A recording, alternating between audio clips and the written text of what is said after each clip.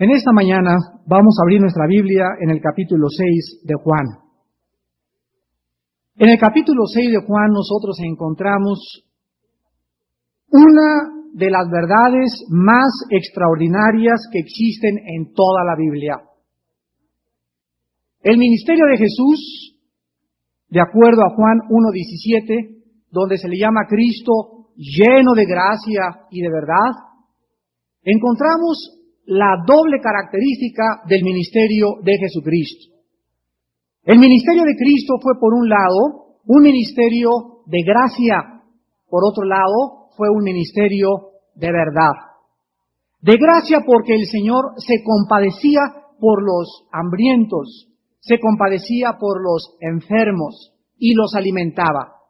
Y por otro lado, su ministerio fue también un ministerio de verdad porque venía al mundo a traer la palabra de Dios, la verdad de Dios. Sin embargo, en este ministerio doble de Cristo, donde alimentaba y al mismo tiempo proclamaba la verdad de Dios, la gente quería el pan, quería el ministerio de gracia, quería recibir gratis todo de Dios. Pero a la gente no le gustaba oír la verdad. Mientras Jesús alimentara a la gente, mientras Jesús hiciera milagros, mientras Jesús hiciera señales, la gente estaba satisfecha y contenta. Pero en cuanto Jesús los confrontaba con la verdad de su Padre, la gente en este capítulo encontramos que por primera vez en todo el ministerio del Hijo de Dios, la gente le comienza a abandonar al escuchar las verdades más claras del Evangelio de Jesucristo. En el mensaje que en esta mañana vamos a estudiar, Cristo pierde al 90% de sus seguidores por el sermón que predicó. ¿Podríamos imaginarnos eso? ¿Que los predicadores no estamos llamados para ganar las almas? Así es, pero en este mensaje de Cristo, Él pierde a su auditorio. Y ojalá que muchos de nosotros como predicadores y pastores y líderes siguiéramos también aprendiendo esta lección. No siempre vamos a caer bien, no siempre las palabras que salgan de nuestra boca van a ser dulces y con miel, muchas veces van a contener verdades tan amargas que la gente se va a molestar, se va a perturbar, se va a enojar y va a reaccionar de una forma negativa en cuanto al mensaje de la Biblia. Este sermón del pan de vida es realmente un diálogo entre Jesús y la gente, especialmente con los líderes de Israel. Y vamos a encontrar en este pasaje 4 respuestas de la gente hacia el mensaje de Jesucristo. En primer lugar, vamos a encontrar los que buscaban señales, versículo 22 al versículo 40. En segundo lugar, los que murmuraron o los que comenzaban a hablar a espaldas de Cristo, del versículo 41 al 51. En tercer lugar, la clase de gente que contendía contra él, los peleoneros, los que les encanta discutir, versículos 52 al 59. Y finalmente veremos los que le abandonaron, del versículo 60 al versículo 71 o final de este capítulo. Veamos pues en esta mañana y comencemos con la primer clase de gentes, esa gente que sigue a Cristo por los milagros, la gente que sigue a Cristo por lo que ve y no por lo que contiene la verdad de Cristo. Dice el capítulo 6 de San Juan, versículo 22 en adelante, que al día siguiente, la gente que estaba al otro lado del mar vio que no había habido allí más que una sola barca, y que Jesús no había entrado en ella con sus discípulos, sino que éstos se habían ido solos. Pero otras barcas habían arribado de Tiberias, junto al lugar donde habían comido el pan después de haber dado gracias el Señor. Cuando vio pues la gente que Jesús no estaba allí, ni sus discípulos, entraron en las barcas y fueron a Capernaum buscando a Jesús. Y hallándole al otro lado del mar, le dijeron: Rabí, ¿cuándo llegaste acá? Respondió Jesús y les dijo: de cierto os digo, que me buscáis, no porque habéis visto las señales, sino porque comisteis el pan y os saciasteis. Trabajad, no por la comida que perece, sino por la comida que a vida eterna permanece, la cual el Hijo del Hombre os dará, porque a éste señaló Dios el Padre. Aun cuando los discípulos de Cristo debieron haber estado muy sorprendidos, porque si ustedes recuerdan, anteriormente a esta circunstancia hubo una gran tempestad en el mar y la gente desde lejos vio todo lo que estaba pasando con los discípulos, y los discípulos en este momento han de haber estado sorprendidos de que toda la gente después de la tormenta permanecía con Cristo. Sin embargo, el Hijo de Dios no estaba sorprendido en lo absoluto, porque Él conocía perfectamente bien por qué la gente le continuaba siguiendo. Vemos pues que Jesús hasta este momento en Juan 6 deja que las multitudes le sigan todavía. Pero aquí en Juan 6 vamos a encontrar que por primera vez en su ministerio, Jesucristo se cansa por la motivación de los que le siguen y les declara y les dice de una forma directa y sonante y de una forma radical y absoluta que ellos no le estaban siguiendo por lo que Él era, le estaban siguiendo por conveniencia. Vemos nosotros en San Juan 6, versículo 2, por qué Jesús conocía a la gente. Y dice, y le seguía gran multitud, porque vean ustedes la palabra y el verbo ver, porque veían las señales que hacía en los enfermos. Y en el versículo 26 se vuelve a repetir, Jesús les responde, de cierto les digo que me buscan, no porque habéis visto las señales, sino porque comisteis el pan y os saciasteis. Una de las características más importantes de un discípulo de Cristo es ¿por qué le seguimos?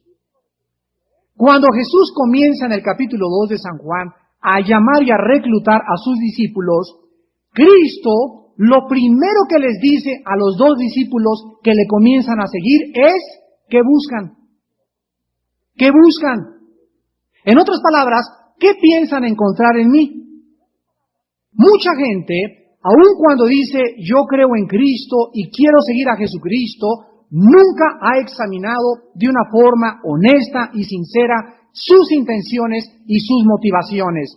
La Biblia dice que Dios escudriña lo profundo del corazón y que Dios anhela que la verdad sea amada en lo íntimo, que nosotros estemos siguiendo a Jesucristo no porque recibamos algo de Él, no porque tenemos un problema con un hijo, no porque tengo un problema con mi esposa, no porque tengo un problema con un pastor, porque todas estas circunstancias forman parte de la vida cristiana y cuando vengan y tú no estás listo y no estás fortalecido, tu casa se va a derrumbar. Si no estamos edificando nuestras vidas en la roca, en Jesucristo, cuando vengan los vientos y las mareas, escuchen esto, la adversidad, escuchen muy bien, la adversidad puede ser el motivo más grande para crecer espiritualmente o el motivo más grande para desanimarnos y amargarnos.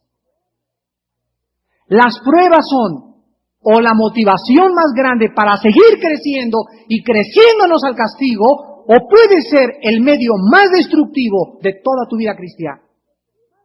Y la iglesia está llena de personas desanimadas, amargadas, desalentadas por las pruebas que nunca pudieron pasar. Y no pudieron pasar esas pruebas por el simple hecho que cuando la prueba vino, tú no estabas listo, fortalecido y establecido en la palabra de Dios.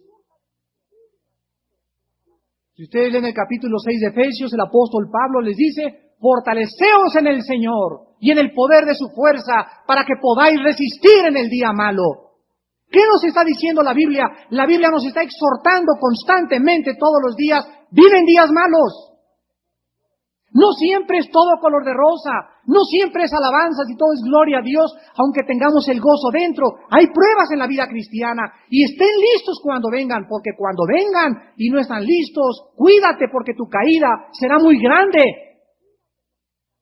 Un cristiano que no ora todos los días, un cristiano que no lee la palabra todos los días, un cristiano que no está lavando con la sangre de Cristo todos los días, un cristiano que no tiene compañerismo con sus hermanos, no puede soportar el día de la prueba. Cuando venga y caiga su negocio, cuando venga un problema en su familia, cuando venga un problema con México, cuando venga la persecución, dice Cristo, ahogará la palabra, porque la palabra no pudo tener cabida verdaderamente en su corazón. Qué importante es, pues, que comencemos ya a analizar cuál es la razón por la cual seguimos a Jesucristo. En el versículo 27 y 28, Jesucristo le dice a toda esta gente, trabajen, no por la comida que perece, sino por la comida que a vida eterna permanece, la cual el Hijo del Hombre os dará, porque a éste señaló Dios el Padre. Entonces le dijeron, ¿qué debemos hacer para poner en práctica las obras de Dios? Jesús comienza con esta gente a enseñarles que hay dos clases de alimentos. Hay dos clases de alimento en esta vida. Todos nacimos con un cuerpo con el cual necesitamos sostener. Nadie sobrevive en este mundo, en este planeta, sin la comida y sin la bebida. Nadie. Y nosotros trabajamos, ¿para qué trabajamos? Pues para comer. Pero muchos hacen esto su Dios y es lo único que hacen, nada más para comer. Y se olvidan de la otra clase de alimento. La Biblia dice, amigos que nos visitan, que dentro de ti tienes un alma y tienes un espíritu. Y así como alimentas el cuerpo todos los días y le das vitaminas y le das frutas y le das minerales, dentro de ti tienes un espíritu. Y este espíritu dentro de ti necesita alimento. Porque si tú no alimentas tu hombre interior, carecerás de ser un hombre completo, carecerás de la verdad y nunca estarás como una persona equilibrada. Por eso encontramos en el mundo personas que tienen doctorados en filosofía y el premio de la paz en literatura y tienen esto y tienen el otro, pero espiritual y moralmente son personas degeneradas sexualmente. El otro día encontré una persona que me dijo en Cuernavaca, mira Armando, yo tengo fama en Cuernavaca de ser un buen empresario, un buen hombre de negocios, mis amantes y mis problemas menor importancia. La gente está más interesada en crearse una reputación física de que es un buen empresario, de que ha hecho mucho dinero, y si ese hombre tiene una o dos amantes, no es importante, porque la sociedad donde nosotros vivimos no valora, no clasifica la inmoralidad como algo desagradable. Tenemos cantantes degenerados que la gente los ensalza, salen en la revista Alarma, pero no le importa eso a la gente le gusta que sus ídolos sean marihuanos, sean homosexuales, sean lesbianas, a la gente no le importa eso mientras canten bien. A Dios no. A Dios no le importa lo que hagamos, a Dios le importa lo que somos. ¿Ven la diferencia? Al mundo le importa lo que haces sin que realmente se interese en lo que eres. Nada más lo que haces. Si haces buenos negocios, si haces buenas políticas, si eres buen diplomático, si tienes triunfo en la literatura, si triunfas en los deportes, no te importa. Mientras tú hagas, pero para Dios es totalmente diferente. Sus pensamientos no son otros pensamientos. A Dios le importa lo que somos internamente. Dios ama la verdad en lo íntimo. Entonces Jesús enseña que hay otro alimento y Él es precisamente Jesucristo. Él, el que vino a este mundo a poder saciar y alimentar aquí adentro de nosotros lo que es más importante que cualquier otra cosa. Jesús viene al mundo a darnos el verdadero alimento espiritual. La gente comienza a malinterpretar la palabra trabajar del versículo 27, como también Nicodemo malinterpretó la palabra nacer de nuevo, como también la mujer samaritana malinterpretó el agua de vida. Toda la gente que no conoce a Cristo ni tiene al Espíritu Santo, dice 1 Corintios 2:14, no entienden las cosas del Espíritu porque para ellos les es locura. Porque las cosas de la Biblia, las cosas del Espíritu, se tienen que discernir, no racionalizar. Discernir, tiene que haber un filtro. Este filtro no es la mente, no es tu capacidad intelectual, es el filtro del Espíritu Santo. Entonces, al igual que Nicodemo, al igual que la mujer samaritana, los judíos malinterpretaban las palabras de Cristo. Cuando Jesús les dijo en el versículo 27, trabajen no por la comida que perece, sino por la comida que a vida eterna permanece, los judíos comenzaron a creer que tenían que ganarse la salvación haciendo algo. Vean su respuesta en el versículo 28. Entonces le dijeron, ¿qué debemos hacer? Y esta es la historia de toda la humanidad. La humanidad está constantemente buscando qué hacer. Obras, y todas las religiones, sin ninguna excepción, católicos, protestantes, testigos de Jehová, mormones, ciencia cristiana, budistas, mahometanos, musulmanes, todas las religiones, sin ninguna excepción, están tratando de poder hacer algo, y unos peregrinan, otros se acuestan en camas de nopales, otros entregan mandas, otros se van a la villa, otros se van al Vaticano, otros le piden a alguien que les eche la bendición, otros hacen sacrificios, pero el mundo quiere obras, y quiere llegar a Dios y decirle, mira Dios lo que hice, mira este convento, mira esa persona acostada en los nopales, mira esa persona caminando de rodillas en la villa, mira. Y Dios no acepta nada que le podamos traer nosotros, porque no somos nosotros los que le debemos dar, es Dios el que nos dio. Es Dios el que nos da a su Hijo Jesucristo en sacrificio por nuestros pecados. Y si es Dios el que, cuando dice Dios, yo soy el que les doy, Dios nos está humillando. Porque el ser humano no quiere nada gratis. Estamos acostumbrados a que todo o mordir. No, aquí hay algo, aquí no hay nada gratis en la vida. Tengo buenas noticias para ti, tienes razón, no hay nada gratis en la vida más que la salvación.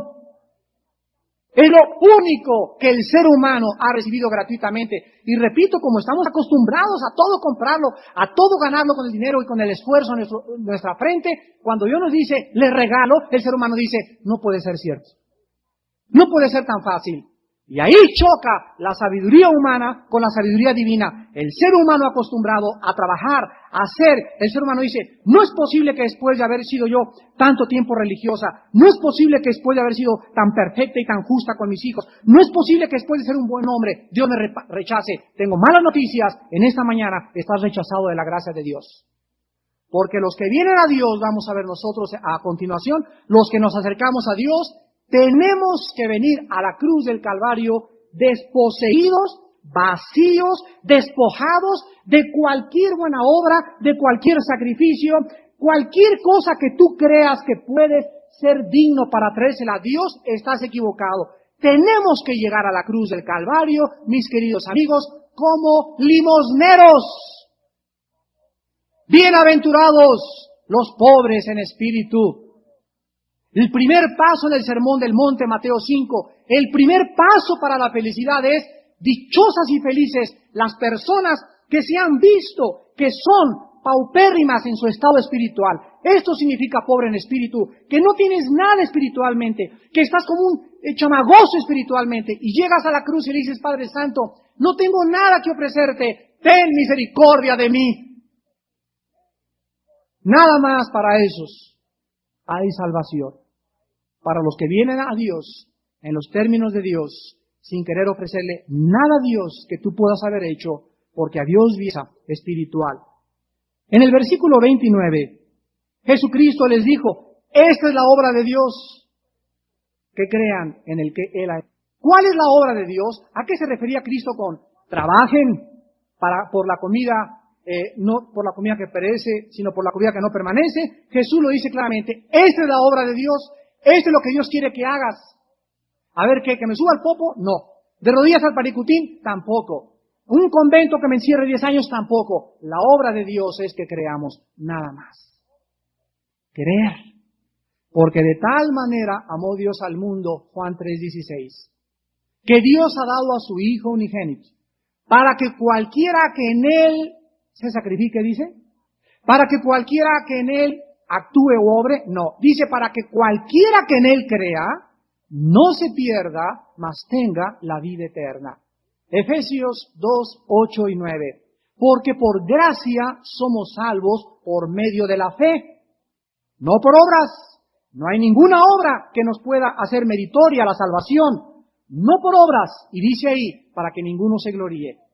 ¿Por qué Dios no quiso que el hombre actuara o hiciera para llegar al cielo, porque cuando llegáramos al cielo, le diríamos a Pedro, hazte a un lado y date cuenta todo lo que hice para ser aceptado por Dios.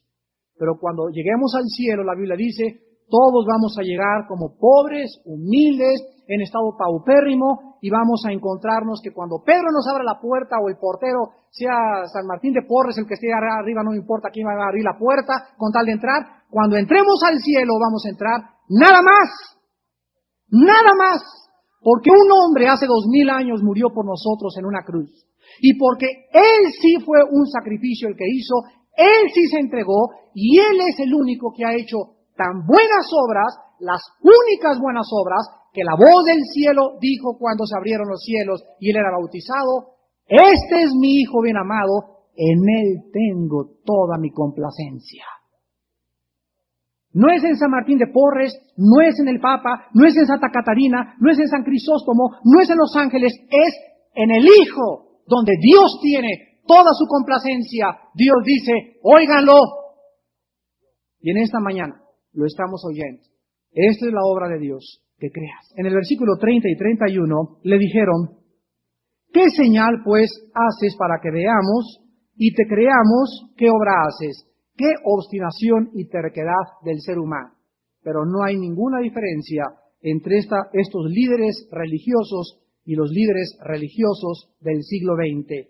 Dice el versículo 31 que los judíos continuaron diciéndole, nuestros padres comieron el maná en el desierto, como está escrito, pan del cielo les dio a comer.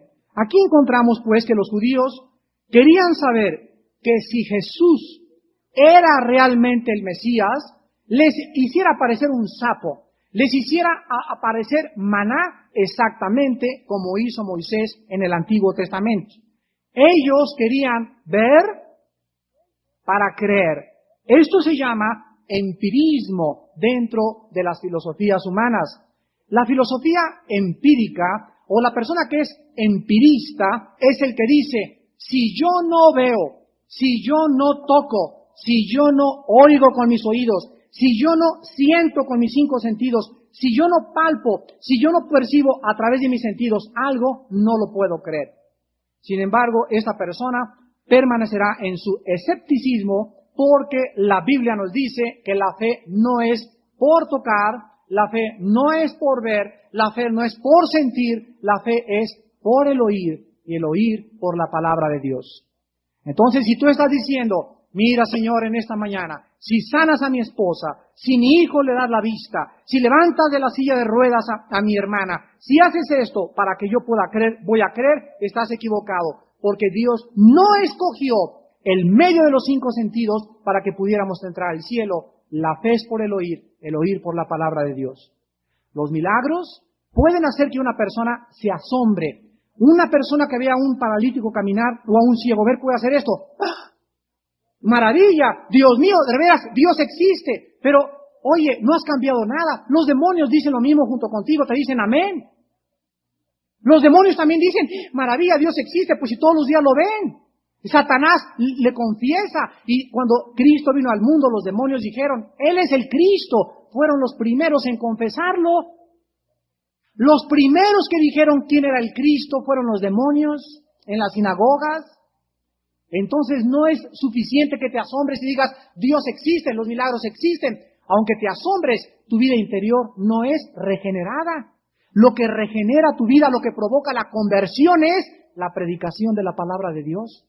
Dice Primera de Pedro 1:23, habiendo sido renacidos, ahí está, renacido significa vueltos a nacer por la semilla incorruptible, por la palabra de Dios que vive y permanece para siempre. Nadie sufrirá una conversión aquí adentro, nadie podrá ver el reino de Dios, nadie podrá conocer a Dios si no es mediante la regeneración producida por la palabra de Dios. Cristo dijo, mis palabras son espíritu y son vida. La vida que recibimos de Dios está canalizada a través de la Biblia, nada más. Te guste o no te guste.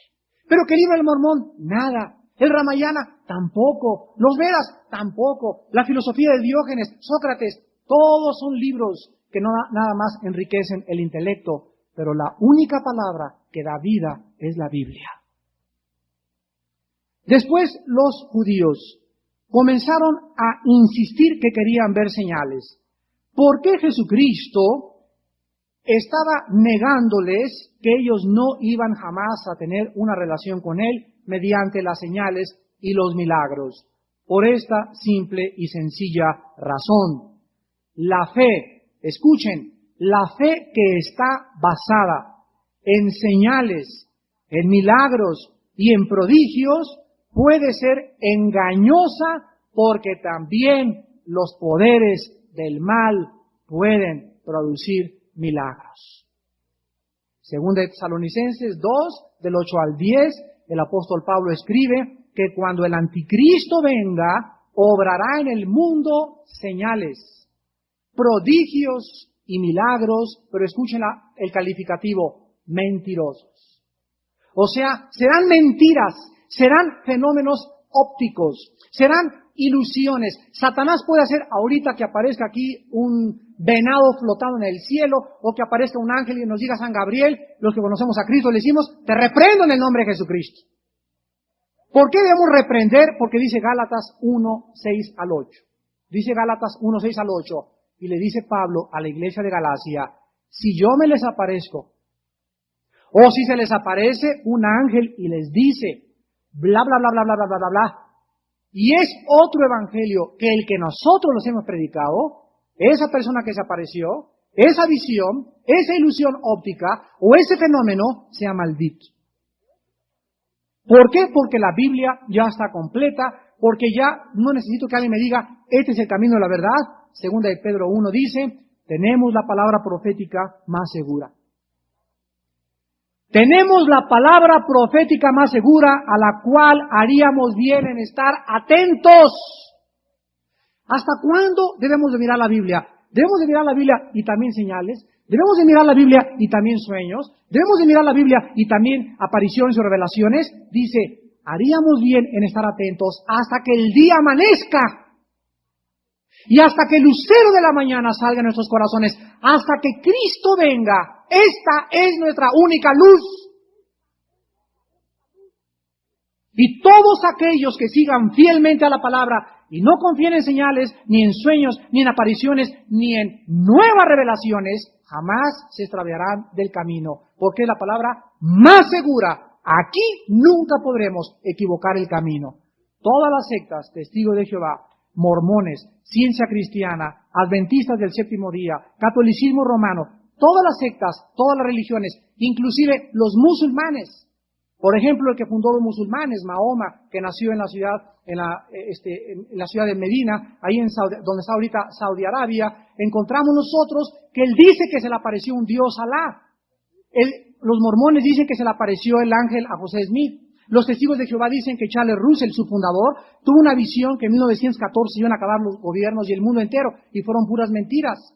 No hay ninguna secta, ningún grupo religioso que no haya iniciado con que su líder tuvo visiones de Dios. El día que yo venga y les diga, hermanos del Cine Apolo, se me apareció anoche una visión y me dijo esto y esto y el otro, y lo que yo les digo contradice la Biblia, comiencen a juntar jitomates para la próxima vez que me vean predicar. Porque en ese momento yo he caído como un falso profeta de Dios. El profeta de Dios ya no se para y le dice a la gente, Dios me dijo esto, Dios me dijo aquello. El profeta de Dios se para y dice, la Biblia dice, no yo ni una revelación directa. La Biblia dice, ya Dios no me habla directamente, me habla a través de la Biblia. Me da el Espíritu para que yo la entienda y la comunique. Pero yo no digo, me habló directamente, me habló a través de la Biblia. Y si tus revelaciones no son bíblicas o directas de la Biblia, entonces eres una persona perezosa, que no quieres gastar el tiempo en estudiar las Escrituras, y por eso estás esperando que te hable por un medio sobrenatural Dios, y por eso Dios no les habla a los flojos. Dios siempre comunica sus verdades que están escritas en la palabra de Dios. A continuación, en el versículo 33, Jesús les comienza a decir y aclararles mucho de su panorama. Versículo 31 al 33. Nuestros padres, le dijeron los judíos, comieron el maná en el desierto, como está escrito, pan del cielo les dio a comer. Y Jesús les dijo, de cierto les digo, no os dio Moisés el pan del cielo, mas mi Padre os da el verdadero pan del cielo. Porque el pan de Dios es aquel que descendió del cielo y da vida al mundo.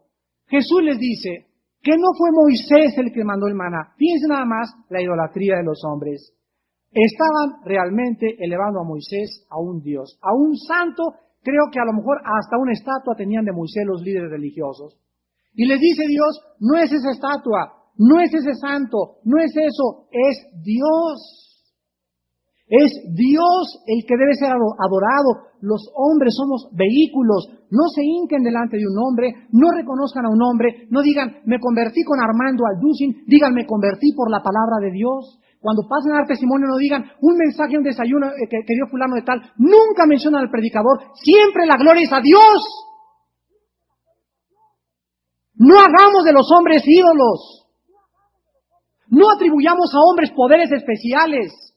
Veámoslos como administradores de la gracia de Dios, como instrumentos de Dios para nuestra salvación, para nuestro crecimiento, pero nunca los pongamos en un pedestal. ¡Jamás! Porque en ese momento, tarde o temprano, te vas a desilusionar. Jesús les dice, fue Dios. Quiten los ojos de Moisés. Quiten los ojos de los líderes. Pónganlos en Dios. Dios es el que dio el maná. Y ahora el mismo Dios que hizo caer del cielo uno como culantro que se llamaba el maná, una cosa redonda y pequeña que cayó de noche y que comenzó a alimentar al pueblo, y que ese maná cayó, fíjense ustedes, el maná en tiempos de Moisés cayó para alimentar la vida física, pero el que caía ahorita del cielo, Jesucristo, no venía a sostener la vida física, venía a darnos la vida. ¿Ya vieron la diferencia? Y estos hombres no entendían que el maná fue dado para que se alimentaran, para que comieran su cuerpo, para que el cuerpo fuera sostenido. Cristo viene y Cristo es más grande que el maná. ¿Por qué Él no viene solamente a que sigamos viviendo físicamente? Él dice, y más adelante lo vamos a ver, que al recibirlo, al comerlo y al beber su sangre, en ese momento no solamente somos sostenidos para vivir en esta vida, somos y recibimos la infusión de la vida eterna. En el versículo 34 al 40, le dijeron, Señor, danos siempre este pan. Jesús les dijo, yo soy el pan de vida. El que a mí viene nunca tendrá hambre, y el que en mí cree no tendrá sed jamás. Mas os he dicho que aunque me habéis visto, no creéis. Todo lo que el Padre me da, vendrá a mí, y el que a mí viene, no le echo fuera. Porque he descendido del cielo, no para hacer mi voluntad, sino la voluntad del que me envió. Y esta es la voluntad del Padre, el que me envió, que de todo lo que me diere, no pierda yo nada. ¿Ven por qué la salvación no se pierde? La salvación no se puede perder, porque esta es la voluntad del Padre, que cuando tú recibes a Jesucristo de una forma genuina y verdadera, la voluntad de Dios es que esa persona que reciba a Jesucristo no se pierda. Y si es la voluntad de Dios, no se va a perder. Cristo dijo en Juan 10, todo lo que mi Padre me dio, a mí viene y no le echo fuera, y mi Padre es más grande que todos. Nadie los podrá arrebatar de la mano de mi Padre. Y continúa Jesús en este párrafo diciendo en el versículo 39, todo lo que me diere no lo pierda, sino que lo resucite en el día postrero. Y esta es la voluntad del que me ha enviado, que de todo aquel que ve al Hijo y cree en Él, tenga vida eterna, y yo le resucitaré en el día postrero. Jesús comienza con una claridad extraordinaria a hacerles entender a todo su auditorio que ellos estaban viendo a un Jesús físico, estaban viendo una persona de carne y hueso, pero realmente Él era alguien que había descendido del cielo.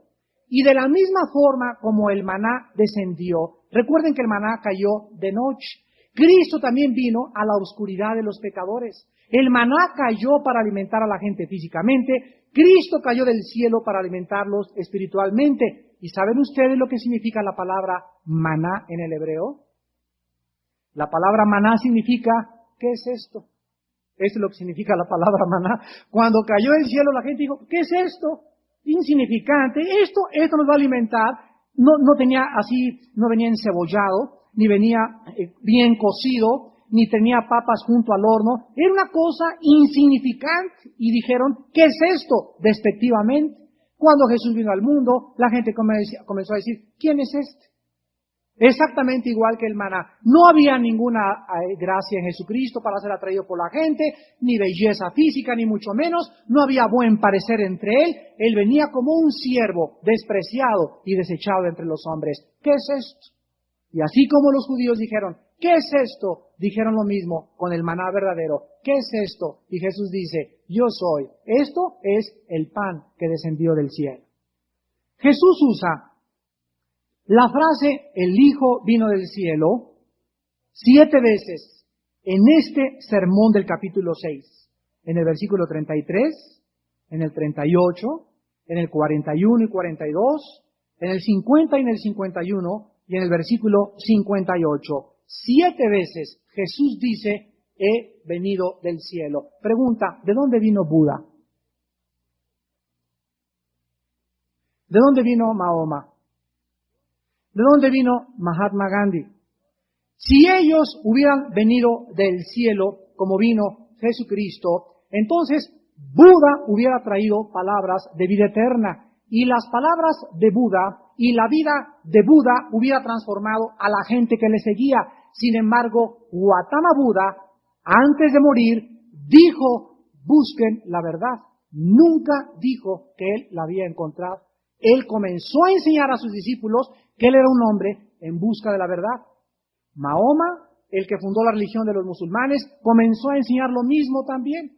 Y él, aunque encontramos que en el libro de los musulmanes reconocen a Adán y reconocen, etcétera, etcétera, ellos no reconocen a Cristo más que como un profeta, pero no como el Hijo de Dios. En el libro de los musulmanes encontramos que ellos creen que es Ismael el escogido por Dios y no Isaac, porque totalmente pervirtieron el libro del Génesis, pero las enseñanzas de él quedaron simplemente porque Buda, Mahoma, Mahatma Gandhi, Carlos Marx, Friedrich Nietzsche, Sigmund Freud y todos los líderes y todos los filósofos, cuando se murieron, fueron enterrados y jamás demostraron cambiar la historia con volver a vivir.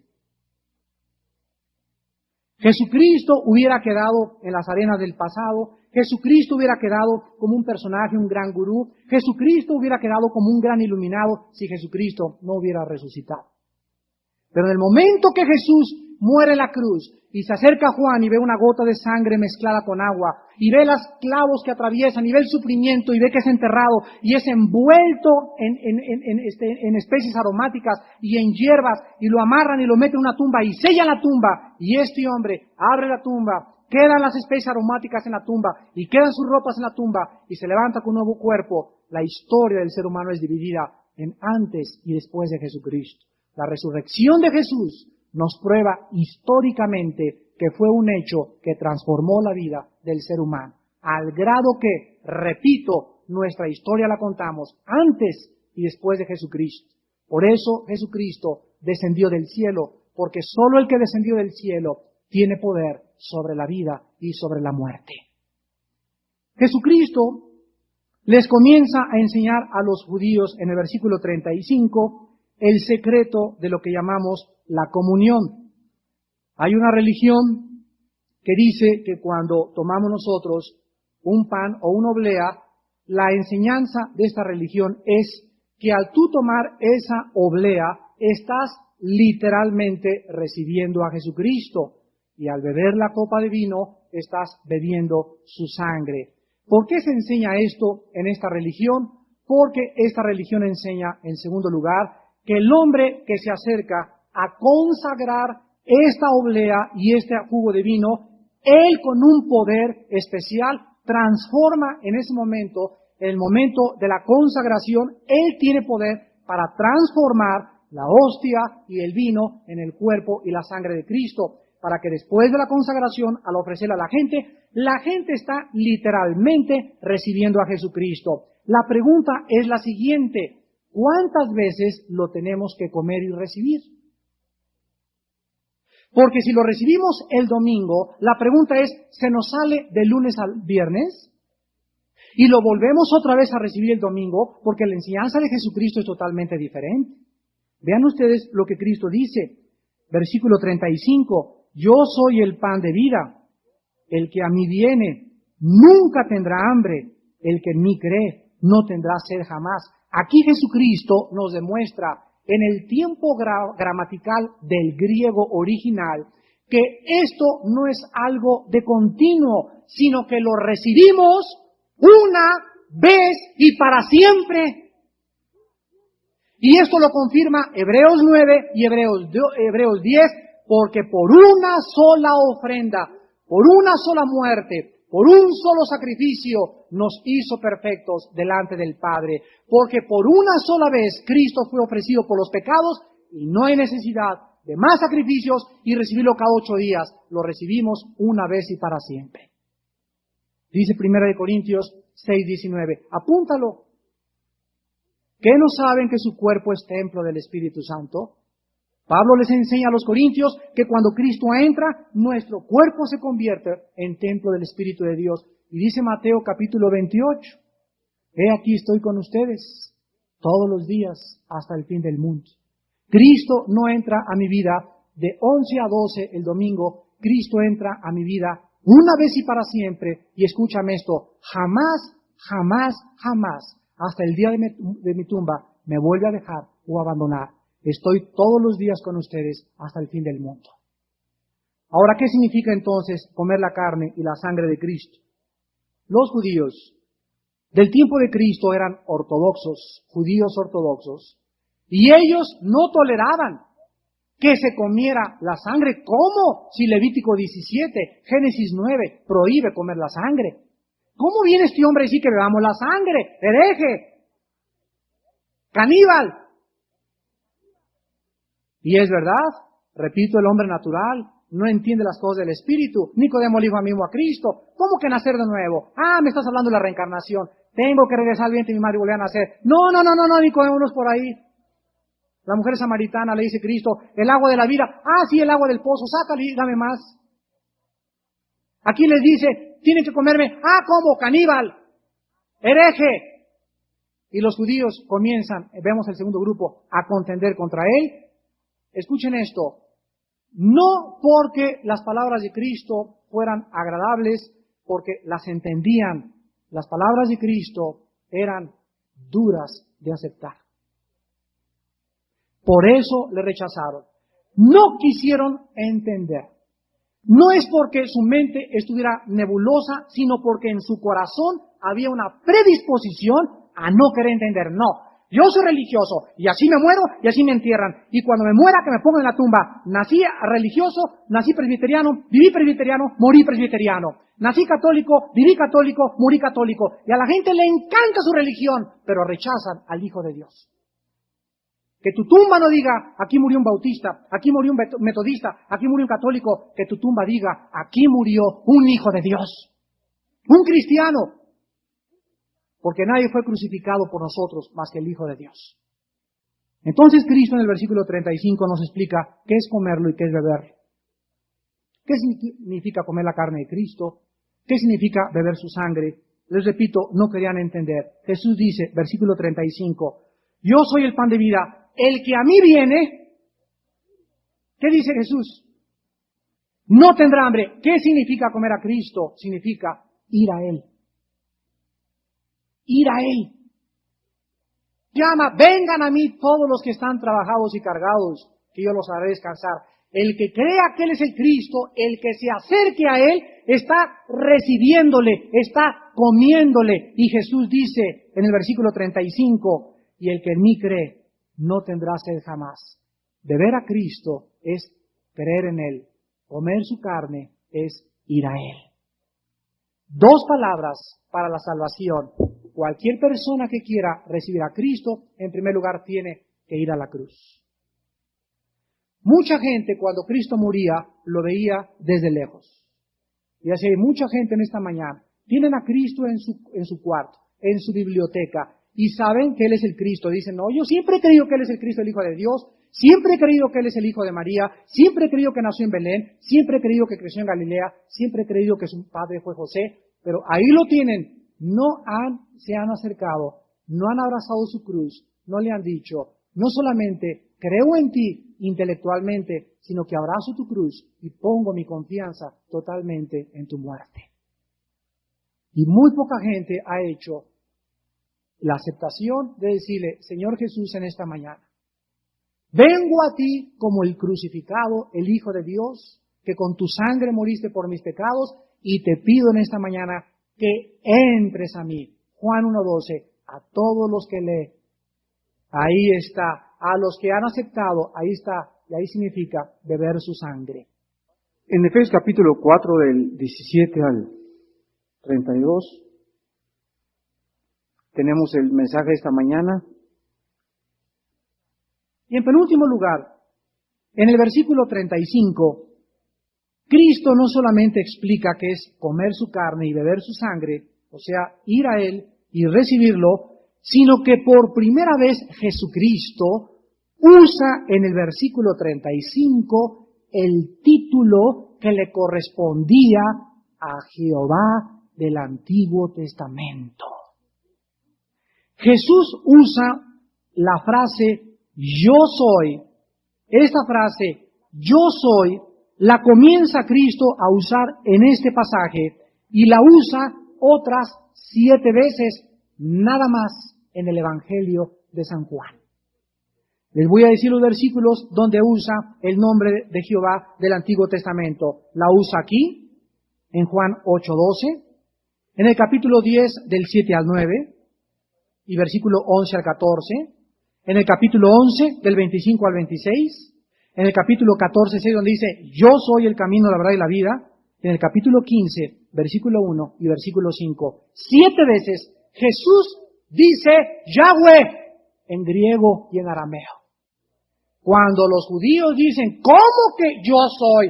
Es el título de nuestro Dios, y Jehová dijo en el Antiguo Testamento que Él no comparte su gloria con nadie. Escúchenlo si hay testigos de Jehová en esta mañana.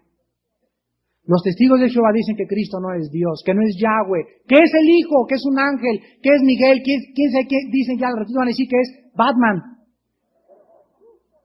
Pero Jesús, por decir yo soy, hace que los judíos le comiencen a odiar, porque Jesús comienza a hacerse el mismo Dios. Se apropia el título que Dios le dijo a Moisés. Moisés le pregunta, ¿quién eres? Y oye una voz que le dice, yo soy Yahweh. Este es mi nombre por todas las generaciones. La palabra Yahweh, Jehová, Jehová, significa yo soy el que siempre he sido. Yo soy el que soy, aquel cuya vida es continua, el que no tiene pasado ni tiene final. Es el que siempre ha existido, el que siempre ha llenado la eternidad, el que nunca cambia. Jesús viene y dice, Yahweh soy yo. Imagínense nada más el susto de los fariseos. Jesús se comienza a ser Dios. Y finalmente, encontramos nosotros en este capítulo 6, en los versículos 60 al 71, la última clase de personas. Ya vimos los que buscaban señales, los que murmuraban y criticaban porque no entienden, son la gente que vemos en la televisión, pues la Biblia es hecha por hombres, Cristo es un iluminado, tu padrino ahí que te dice que ni siquiera existe Dios. Siempre tendremos esta gente que contiende, que alega, que discute sin saber lo que está diciendo. Pero finalmente tenemos a la peor clase de gente, aquellos que le siguieron por un tiempo y le abandonaron al final de su ministerio. Y dice el capítulo 60, al oírlas, o sea, al oír que teníamos que comer su sangre y beber su sangre, al oír que tu religión no sirve, al oír que el bautismo de niños no sirve, al oír que la hostia no sirve, ¿cuánta gente no regresa otra vez a este cine? ¿Cuánta gente no regresa al estudio bíblico?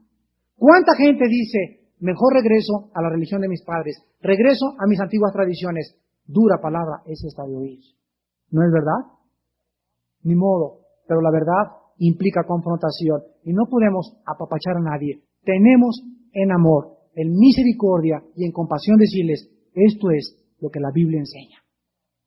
Al oír estas palabras, versículo 60, muchos de sus discípulos dijeron, dura es esta palabra.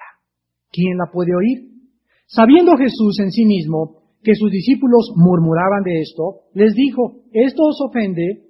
Pues que si viereis al Hijo del Hombre subir a donde estaba primero. El Espíritu es el que da vida, la carne para nada provecho. Las palabras que yo os he hablado son espíritu y son vida.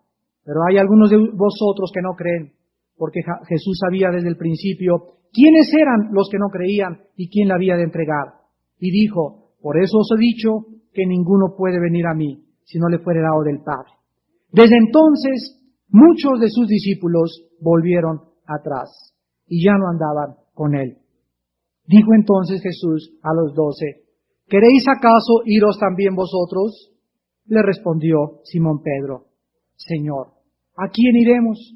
Tú tienes palabras de vida eterna, y nosotros hemos creído y conocemos que tú eres el Cristo, el Hijo del Dios viviente. Jesús le respondió, ¿no os he escogido yo a vosotros los 12, y uno de vosotros es diablo? Hablaba de Judas Iscariote, hijo de Simón, porque este era el que le iba a entregar, y era uno de los 12.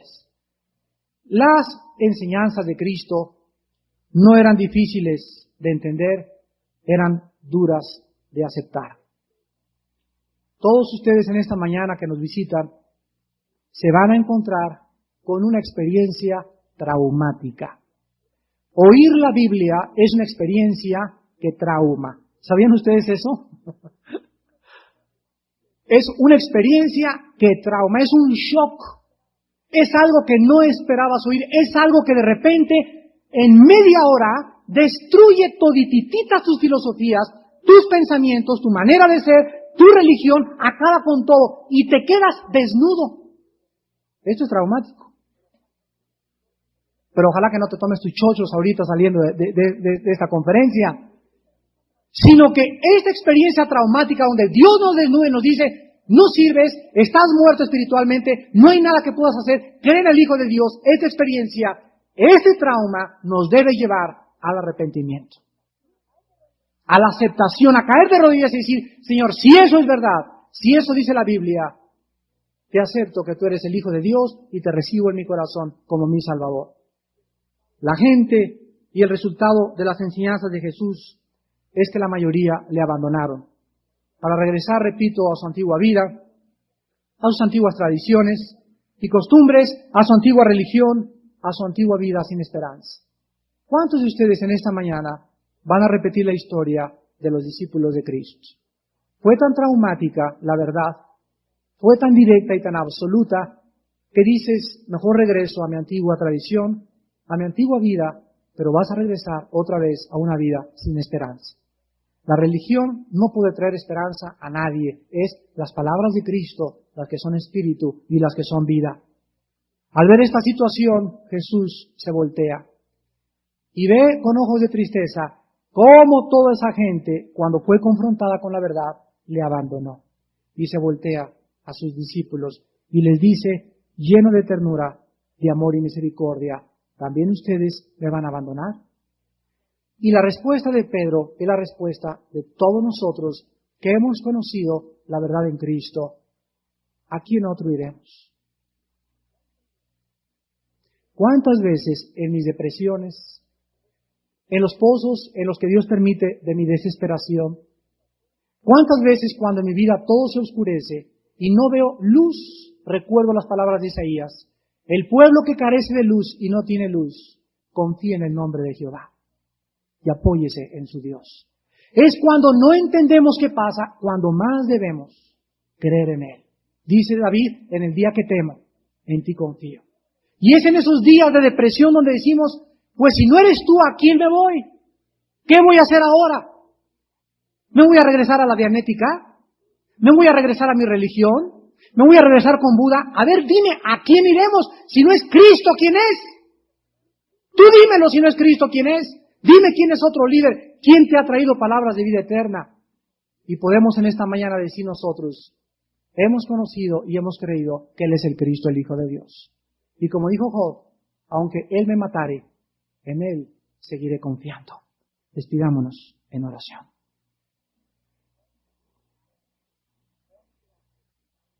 Te damos gracias, Padre Santo, en esta mañana por haber traído a nuestra vida el alimento espiritual. Gracias porque nuestra vida se sacia cada vez que abrimos las sagradas Escrituras. Nuestra vida comienza a ser cambiada día a día, de gloria en gloria, por el Espíritu tuyo, Señor, a través de mirar, sin velos, con una mente abierta, la palabra de Dios. Tus palabras hemos podido comprobar que son realmente espíritu y son vida. Tu palabra nos ha transformado y nos sigue transformando. Y aquellos que meditan día y noche, que la memorizan y que la estudian, están viendo un poder que jamás puede ser nada comparado al poder de la palabra de Dios. Tu palabra dice, porque la palabra de Dios es el poder de Dios para salvación. No son los milagros, ni la creación del cielo y la tierra, es el poder de tu palabra. El que nos dio la vida espiritual, el que nos sigue sosteniendo esta vida y el poder que nos levantará algún día de entre los muertos. ¿Cuántas personas en esta mañana no tienen al pan de vida, pero sí tienen una religión? La religión no te puede alimentar, es Cristo el que alimenta. La religión no te puede salvar, es Cristo el que vino a dar su vida en rescate por muchos. Es Él que vino a buscar y a salvar lo que había perdido. En esta mañana Cristo te dice que tú tienes que entrar en un pacto de sangre con Él. Y cuando Jesús dijo que Él daría su vida por nosotros, hablaba de que era su muerte en la cruz, su derramamiento de sangre, lo que haría posible tu salvación y mi salvación. En esta mañana puedes preguntar, ¿qué necesito hacer para tener y comer y beber la sangre de Jesucristo? La primera cosa que tienes que hacer es arrepiéntete de tus pecados. Arrepentirse es en esta mañana reconocer que venías en un camino equivocado. Esta verdad posiblemente te ha traumado en esta mañana, pero no dejes que tu orgullo gane. No dejes que tu soberbia prevalezca. No dejes que tus prejuicios filosóficos controlen tu mente. En esta mañana simplemente déjate desarmar por Dios. Cae de rodillas delante de la cruz y dile, Señor, no puedo con mi vida.